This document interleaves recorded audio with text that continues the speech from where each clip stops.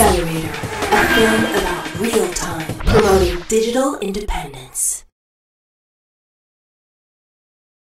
Hello everybody, this is Momo from the TheMomoZone, and today I'm in Ottawa and we're going to be talking about a really important subject.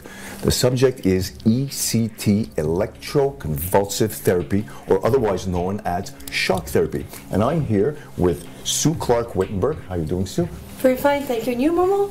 Great. Sue is a survivor of this shock therapy, and we are going to be talking about this, the effects, the pills, the whole psychiatry thing that is going on out there. Why don't you give me a little bit of rundown about what you've been through? I've been through hell, actually, and namely, it's been called psychiatry, the biggest fraud going here today. I had electroshock given to me when I was a kid. I was 17 years old, and that's classified as a kid, against my will, in 1973 at the Rockville Psychiatric Hospital, and on my 5th electroshock, my heart stopped. I didn't want electroshock. I told Dr. Louis Sudpost, my psychiatrist, that to me, that it would be like frying an egg, that it would damage my brain. Oh, he said, Suzanne, no way. It'll be okay. I said, no, it won't be okay. And I recall going into that shock room, biting, kicking, and screaming. I'm not a violent person, Momo, but I was scared right out of my wits. And I saw that shock machine. I was on my back on a gurney, and they put this rubber band around my head and a mallet to keep me from swallowing my tongue. And they put these 2 electrodes on my temples. They put gel first. And I said, please don't do this. Help me. And nobody helped me. And I was electroshocked. As I said, on my 5th electroshock, my heart stopped. This is incredible. So, why don't you explain a little bit for people who don't understand this? You know, I mean, what can even make somebody say that, oh, you need this kind of psychiatric help? Like, I have talked to you. I know that you've gone through a rough childhood. And when you're young, and you go through rough childhood at home, when you get abused, etc., I think there's a very fine line between someone that's a little bit depressed because things are not going well at home as a kid, and then getting adjusted and getting saying, you know what, you have a problem. So you went in actually for an evaluation that was only supposed to last 3 days, but they winded up keeping you there. Why don't you explain a little bit about that? Well, I'll tell you that I left home at 17 years old. My parents had a nice, cozy condo down in Vanier. I left home, and I wasn't streetwise. My parents were the upper middle class, and I didn't know about welfare because I didn't need welfare because my parents were well off and they went on trips around the world, had the best food, the best clothes. So I stayed at a friend's house for the spring. Her parents were in Florida, and Christine said, okay, Sue, stay for a month, and once my parents come back, that's it. I said, okay, good enough. I was homeless on the street, and I slept in stairwells in Vanier, and that was a dangerous thing to do. I was 17 years old, and I was not streetwise, okay? So then what happened, basically, the school psychologist at the Sir Wilfrid Laurier High School on Carson Road then, it's now in Orleans, but at that time it was on Carson Road in Vanier, and she said, come on in, Suzanne, for an appointment. So the school psychologist said, Suzanne, you've been missing a lot of time. I said, yeah, my mother is abusing me, my father's a wife beater, my nerves are bad. So she said, go down to the Royal Ottawa Hospital to the emergency department, and Dr. Arboleda Flores and a nurse will wait for you. I said, okay, well, I was homeless, I had no money. What choices did I have? I didn't know the community resources. I never needed welfare. I didn't even know that welfare existed. So anyhow, I went down there, and 3 days, they suggested, turned out to 3 months. And I was on the Whitney 4 ward, and I went through hell. But you became homeless by choice because you really couldn't stay around the house because you were having problems in the house with your parents, right? What was going on with that? You were getting abused? Yes, physically abused by my mother, emotionally abused by my father, and my father was abusing my mother. So it was a very violent home environment, and it was making me very nervous. My mother was violent towards my brother and I physically, and my dad was physically abusive to my mother. It was a cycle of violence. A cycle of violence. So would you say that they misdiagnosed at a very early stage what can be called nervousness due to your internal home situation and somehow kind of dumped it into a psychiatric place. Well, no. What happened is the psychiatrist talked to the social worker at the Catholic Family Services, and then they were aware of all the problems in the marriage and the violence. So the psychiatrist found this all out, but they still diagnosed me and put me on the pills. They put you on the bill. Okay, so now you go in there. They're supposed to be in for 3 days. 3 months go by. Now, how do they get away? How do they get away with something like that? Well, it's a routine thing a lot of the time. You go in, they put you in a locked ward, and they give you all these medications and drug studies, and I was helpless. And now these days, they have lawyers that can come in, some rights advisors, so you have some recourse to challenge what they're doing to you. But at that time, I was only 17, I was a kid. I don't think they had the rights advisors the way they do today with legal aid and the lawyers, and the people are now investigating some of the hospitals. That's amazing, you know, and they basically addict you to pills. And the thing that I found that was really interesting that you were telling me is they base their diagnosis on this particular Bible that they have. It is called the... It's called the DSM-4. It's the Diagnostic and Statistical Manual of Mental Disorders. Okay. And the American Psychiatric Association gets together every year to have a meeting to coin new mental disorders. I believe there's over 300. Stuttering is called a mental disorder. Bereavement is called a mental disorder. Smoking cigarettes is called a mental disorder, and so is bereavement. That is what they say. But there is no proof or test to prove that mental illness exists. There's no test nor proof. So they base themselves on this book, and what happens is they say, okay, you have this symptom, that means you need this pill. And then if that pill and this symptom don't work together, all of a sudden you could have another symptom that requires another pill, and in your case, you got diagnosed with 15 different types of illnesses, and they started basically accumulating themselves, because you go in there, you start with one, they give you one pill, and then the whole thing starts going on, right? Is that how it worked for you? Yes, because as soon as one of the medications didn't work according to the psychiatrist at the time that I was seeing, they would look into their little psychiatric Bible, as I call it, and then change the mental disorder and change the medication to go along with it. I was a guinea pig of psychiatry. Psychiatry is the biggest medical fraud out there today. That is amazing. So now you're in there for 3 months. In those 3 months, this is when they wind it up from 3 days to 3 months, and then you go to your electroshock within that 3 months, or did that happen after? No, that happened about close to 9 months later. 9 months later. In 73. When they kept you there for the first 3 months, then what? They let you go? Yes, and then the social worker told me to return home to my parents. I didn't have a job, I didn't have any money, and I had just finished grade 12, and my nerves were shot. I went back home. I had no money. I didn't know about shelters for women. I didn't know anything. So now you go back home after these 3 months, and what kind of reception? Did anything change in the home? No, it didn't. My parents were still fighting and arguing, and my brother, he did not want to speak to my parents at all. He couldn't stand them. And I was drugged up. I slept on a cot in the living room, and I was drugged up to the hilt. I gained a lot of weight, and I would sleep all day. And still on pills at that time? Yes. Heavy medication, yes. Oof, how many pills at once did you have to take? Well, sometimes I would take 3 or 4 different types. And I slept about 15 hours a day, and I gained, on the medication, since I started in 1972 in psychiatry, on the wards, I was 125 pounds. I had ballooned up to 320 at one point. On lithium, I gained 100 pounds in 1 year. I have lost weight since then. I've lost about 60 pounds, but I have a lot to lose now. But I think my overeating is also caused by the addiction to deal with my trauma. Some people smoke, some people drink, some people go to casinos. When I think of my trauma, I go to the fridge. But I think this is helping me to deal with all the trauma from psychiatry. They traumatize me greatly. So now you're back home, you wind up going, you're in and out of psychiatric places for like how many years again after that? 18 years. I went to 4 psychiatric wards in Ottawa.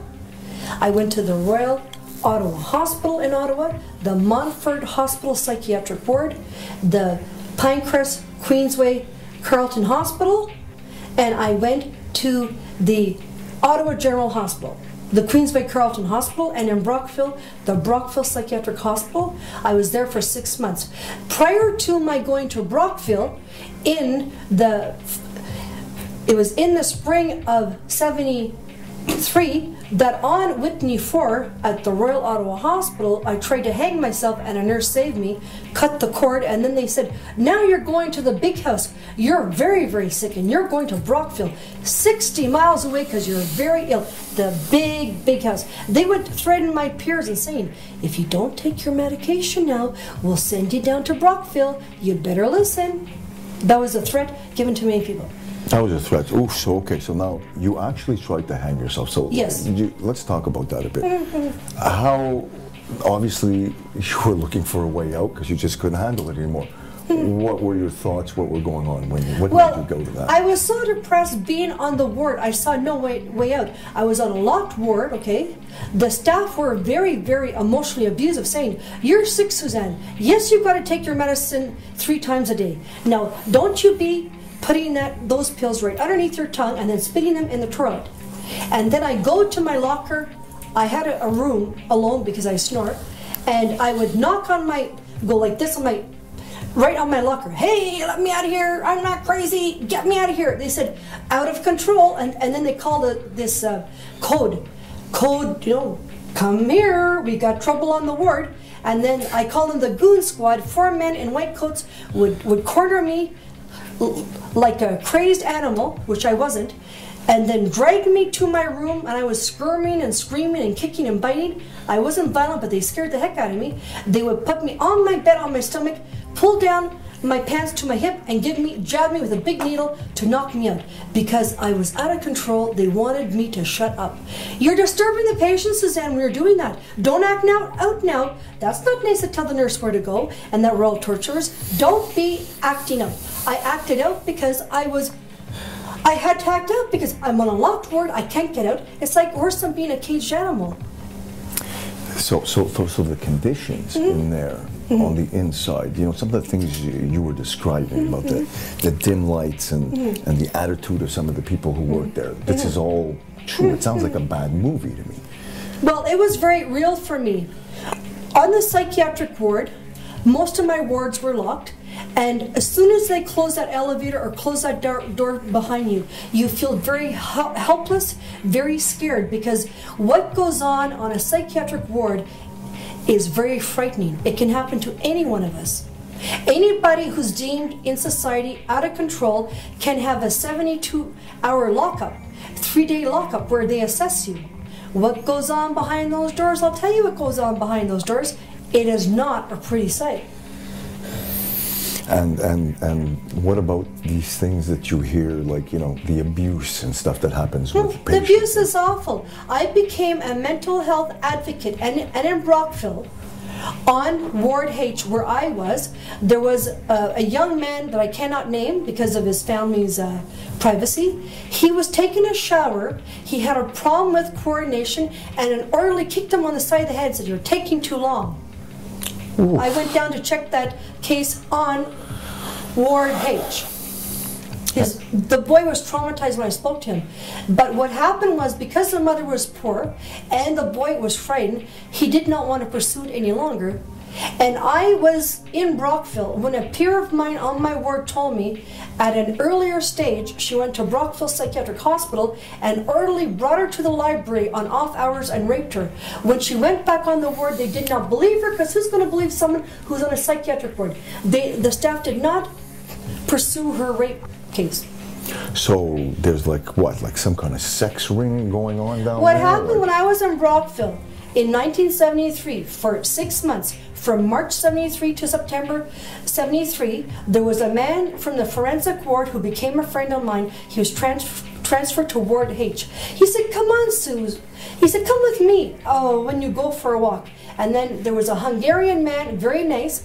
These men treated me with respect, were always kind, said, come on with me, I will take you for a walk. Little did I realize, only about 6 years ago, there was a sex ring in the basement where there's washrooms, where the staff and patients were paid to have sex, and those men were protecting me. I was naive, and they protected me. So wherever I went, they gave the eye to the other people, leave her alone. They put me underneath my wing. I was like their little sister. They protected me, and I did not know why, but they were very good friends.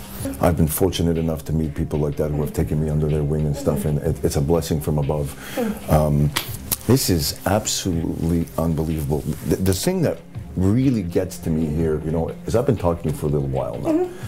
And how old are you now? I'm 52 years old. 52 years old. I gotta tell you, you seem like very normal to me. We may all have some issues, but the thing that really strikes me hard here is, you know, and again, I'm not a doctor, and if I use the word misdiagnosis, you know, it's kind of like me. When I was a kid, I was very hyperactive because I had a lot of energy, and they diagnosed me as a super hyperactive kid. So the teacher used to yell at me, used to slap me around, just like you know, and you say, oh look, you don't like reading, and all of a sudden they winded up putting me in something called Bobo Lane, okay? And that was for people that were supposedly slower and couldn't move as fast and didn't pay attention in the same way. What they did there is they forgot that I was just had an artistic approach. I saw everything as art, I saw everything as colors and shapes, and I had another way to go about it, and I'm very proud to say that, you know, I've never even finished high school, and I've become a successful businessman on the strength of the internet, on the strength of following my dreams and going through very much the same kind of pitbull drive that I feel coming from you. You know, and this misdiagnosis, this kind of thing, wait a minute, she was getting battered and beaten at home by her parents, and her parents were beating themselves as well. And of course a young girl is going to be all excited about that, and for people to take advantage of something like that is actually, it's pretty scary, you know. So years went by, and then you decided that you going to take the matters in your own hands. You said, no more pills. So what? How did you come up with this decision? Well, in 1990, I was very frustrated by my psychiatrist telling me, you shouldn't have any children because you might pass a so-called mental illness onto your child. So I started to say something is not quite right here. So what happened was I started to read books. I went to the library and say, do you have any books that people don't like psychiatry? I started to just search on the internet and just start searching around. Okay, so then later on, when the internet became available later in the 90s, I went to libraries first. Then I saw this wonderful magazine called Phoenix Rising. Don White's and Arit Shimrat from Toronto had this wonderful magazine says the voice of the psychiatrist, basically saying psychiatry is a sham. I called up Don from Ottawa. I said, Don, I don't like psychiatry. I told him my personal story. He said, I'll come down. He brought a whole bag of Phoenix Rising. He helped to start the group On Our Own. He now fights against Electroshock like me. And he co-founded the group in Toronto called Coalition Against Psychiatric Assault, CAPA, C-A-P-A, and Bonnie Burstow and Don White wrote a book in Canada called Shrink Resistant, The Struggle Against Psychiatry in Canada, documenting psychiatric survivors' horror stories of what really goes on behind psychiatric locked wards. This is amazing. And so you read that, Yes. and that kind of enlightened you to say, you know what? I'm just going to stop these pills. Now, you ended up stopping cold turkey, Yes. which I've heard you say before you don't necessarily recommend. No. But you took it into your own hands. You locked yourself up. You cut the pills. Yes. How many years ago was that? That was in 1990. That's 18 years I have been clean of psychiatric drugs. I have not seen a psychiatrist. I have not been on a psychiatric ward, nor have I taken any psychiatric drugs since 1990, July 1st, 1990. Congratulations. Thank you very I'm much. So happy for Thank that. you, Momo. And you know, I love the way you took this into your own hands. For somebody who's supposed to have a mental problem that they locked up in electroshock, you went out, you did the internet research, you read the books, and you took it upon your own self to pull yourself out of this, which is an amazing example. What has electroshock taken away from you? First of all, thank you for your support, and there are many psychiatric survivors who have the courage like me to speak. Don White's, Bonnie Burstow, a lot, Wendy Funk from in Canada. She wrote a book called a book about electroshock. I'll tell you, electroshock is brain damaging. Dr. Bregan, a psychiatrist in New York State, he gave electroshock early in his psychiatric career as a psychiatrist. He deemed it torture and then stopped it. He has written an article on his website at www.breggin.com. And the article states, disturbing news for shock doctors and patients alike. In this article, he writes that Dr. Sackham did a study proving that electroshock always causes brain damage 100% of the time.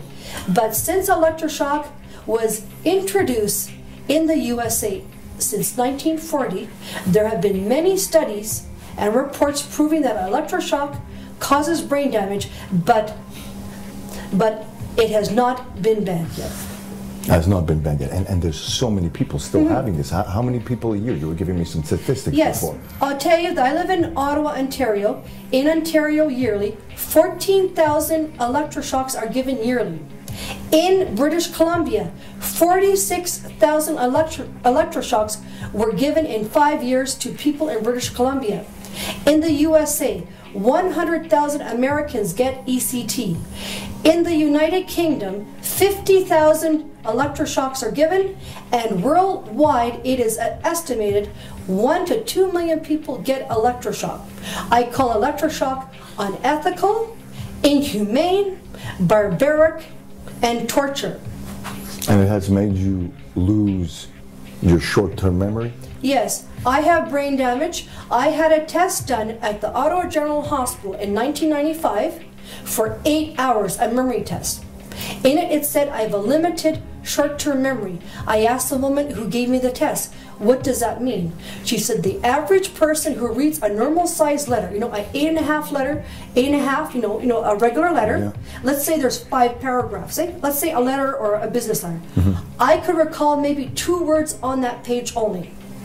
Wow. And I also have a hard time to learn new things. I went to Carleton University to do women's studies in 1995, and after 3 months with a C+ average, I had to stop my studies because I could not retain what I was learning. I could not remember what I was learning. You have to be able to remember to learn. And I could not because of the damage done by electroshock. And you cannot get a good job without a good education.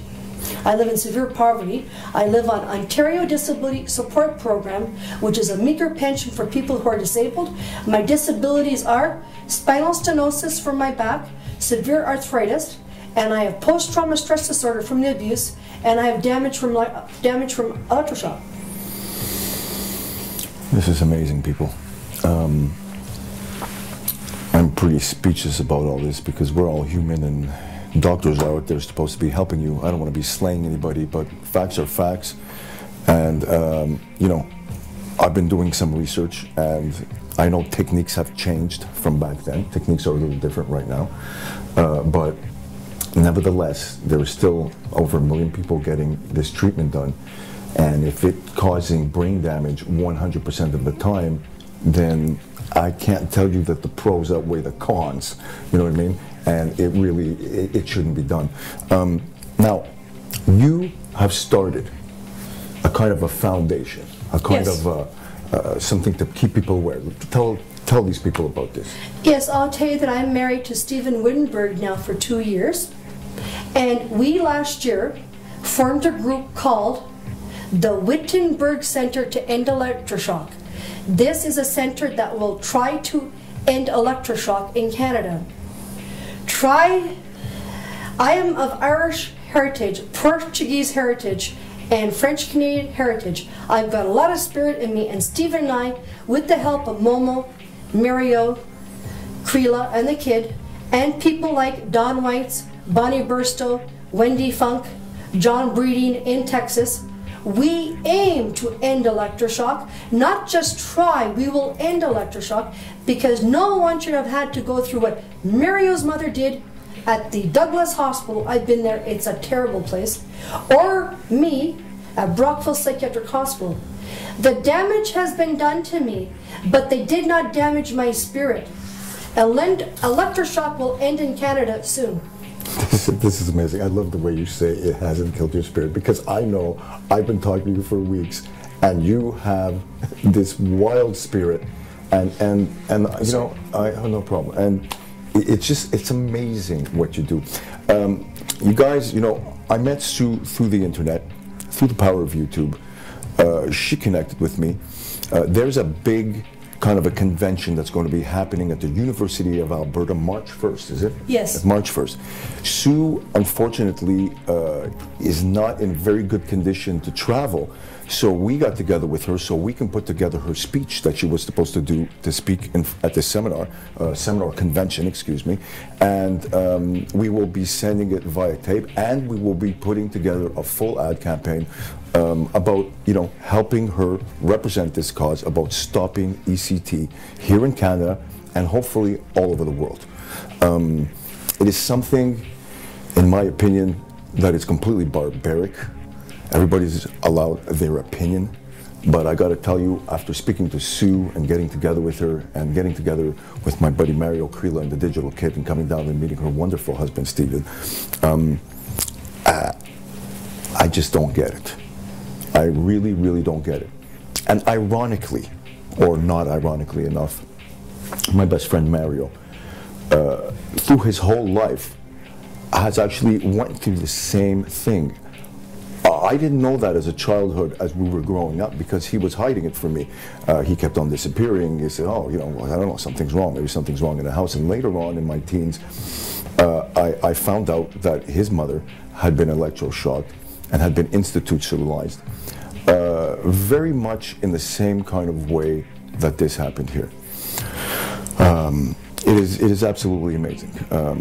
So on that note, what I want to do is I'm going to just switch places for a second here, because I want my buddy Mario to sit here and talk with Sue about this, because it's been years coming, and I really want Mario to be able to express himself on this. So the next cut you see, Mario will be sitting here. Thank you, Momo. Thank you.